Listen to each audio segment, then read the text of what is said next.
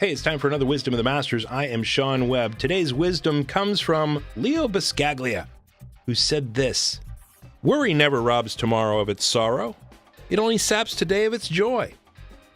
Okay, and so what is Leo reminding us when he says this? Well, worry is one of those things where you have a perception that hasn't really come into fruition yet, right? You have a perception about an event that hasn't yet occurred, and you're worried that it's going to have a negative effect on your self-map. There are only two variables that come into every emotional reaction that you have, including worry, and that is your sense of self and your expectation or preference regarding that sense of self and all the things that your mind sees as part of your world or you.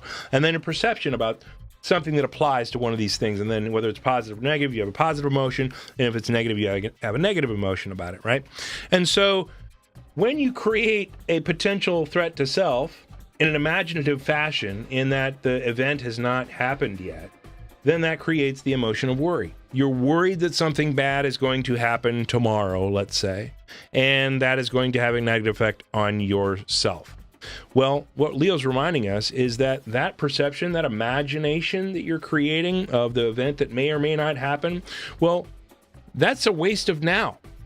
It's only stealing your joy of the moment in thinking about that. It's not going to steal tomorrow's sadness when the event actually happens that you're worrying about, or maybe it doesn't, and then you've worried for absolutely no reason. Tomorrow is going to happen regardless, and your sadness of tomorrow is going to happen regardless. Why would you taint a now with that worry? Why would you taint the present moment with something that may or may not happen tomorrow? And that's what Leo's really reminding us when he's saying that, worrying won't reduce tomorrow's sorrow.